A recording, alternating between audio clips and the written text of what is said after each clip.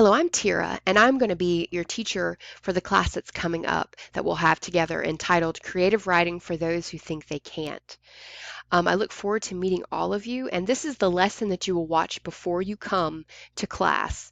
And the reason we do this is just to give you a good foundation of what we will be talking about so we can get to the actual doing part, such as, discussing and then actually getting to the writing.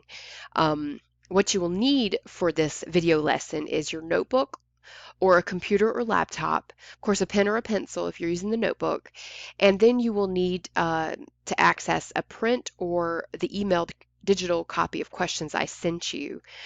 These will need to be answered either in typed form or in printed form when you come to class, or you can also email them to me. And I will show you what those are, what that looks like. This is the questionnaire that I sent you. It's divided into different pages that will be involved in my website, and you will just watch and click on things and find the answers as soon as you get to these sections. So let's go ahead and get to the website. This is a LibGuide or website or digital collection, whatever you want to call it. This is my home page, and what it's going to do is give you a history and just kind of my journey with writing and my history with writing. And this is me here, and this is the email that you can reach me if you have any questions. And of course, this is how you access the flipped lesson link, which you're already watching now, so you've already accessed it. So then we'll go to appreciating your first language. And if you want to pause the video now to answer the questions for the home page section, please feel free to do that. So this one is my appreciating your first language page. And what I really want to get, the gist I want you to understand with this page is that you know a lot of English, more than you think you know. And as you can see, this website is going to be geared towards American English speakers because that is what I am. But you can modify it to fit whatever your situation is. So in this first section, I'm just kind of going over what it is to appreciate your mother tongue or first language. In the Learning Language Resources section, it's going to give you language acquisition information. This is the video that you'll watch to answer one of the questions.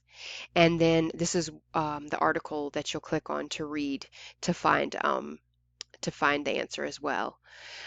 And the other thing we'll get into is aspects of our language we may take for granted. And these are idioms, which are expressions, such as, he jumped the gun, things like that. Slang terms, cuss words, and historical and cultural references. Each of these sections will go over what each one is, which you probably already know. It will just give you a more in-depth view. These are cute videos, or this is a cute video that children did from a class, and it really explains our idioms, English idioms well. The other thing is it'll go over historical and cultural background within our first language. And this is just basically the movies that we grew up with or that are currently around. There are certain, expressions or quotes from those movies that are basically embedded in our language. There's also historical references, and then, of course, our music as well. Slang is something that I have to honestly say some of these I had to look up to understand what they were, but slang is an ever-changing thing, and usually it's generational, and this video will show some of the current slang that's around right now. The cuss word section, of course, if you have children around, just be cautious of what will be on screen. This is just a link that will take you to the origins of 7 dirty words. And this video it kind of pokes fun at if we were to translate Spanish cuss words into English and actually say them out loud. So of course, just don't have your children around if you're going to listen to that. then the main thing is getting to the getting out of your comfort zone section. And what this is it's really hard to simulate how it is to be in another country, and to be trying to speak another language. You will have your dictionary available either on your phone or, of course, a book copy. And you have to really think about what you're saying. So this, I'm just trying to attempt to give you that feeling of just being uncomfortable with not maybe understanding. And if you do speak Spanish or have some familiarity with Spanish, you might just go on YouTube, click on, or I'm sorry, not go onto YouTube, but go to, just search for games for a language you might not be familiar with. This one here is Spanish games for kids.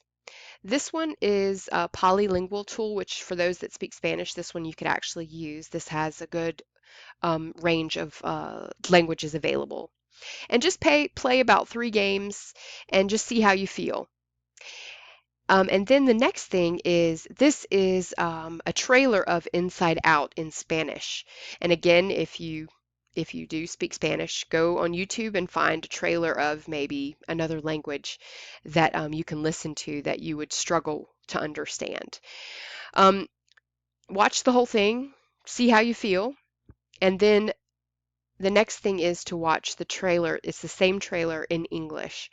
And notice immediately how you feel when you hear English, your first language. And we'll talk about that in class. And then putting it all together. And what this page, I really want to just, of course, I said in the beginning, is to convey how much you know of your language. A lot of us say, well, I'm not good. I'm not good at grammar, and I'm not good at, certain parts of language. But I just wanted you to understand that you know a lot more than you think you do.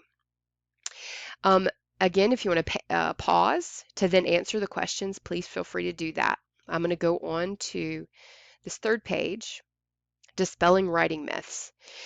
This is another thing I still struggle with, and I hear people talk about. They'll say, I can't write because of blank, and it's usually some writing myth. Um, and really analyze what are your writing myths. And then this will go over some of my personal writing myths. And I debunk them in this section, and I also reference some key professors in my life that I hold near and dear to my heart, and they're my writing mentors. And then this is some writing advice that I share. This video is a really good video and shares some really common writing myths, and they attempt to debunk them for you. Also, click on these 2 links here. This is just the tip of the iceberg of common writing myths that are, links to that. So just search through those, and now if you want to answer the questions in the dispelling writing myths section, please do that now. I'm going to go on ahead, and you can pause the video if you need to. So, types and benefits of writing.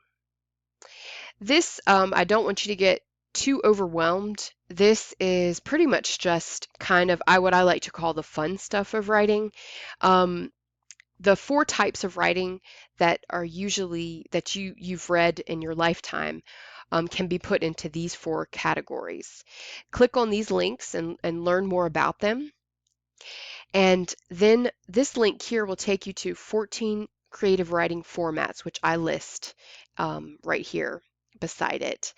But the main 3 that we are going to concentrate on are free writing, journaling, and storytelling, or short stories mainly. And this section here will go over what those 3 types are. So what is free writing? Click on this and learn about that.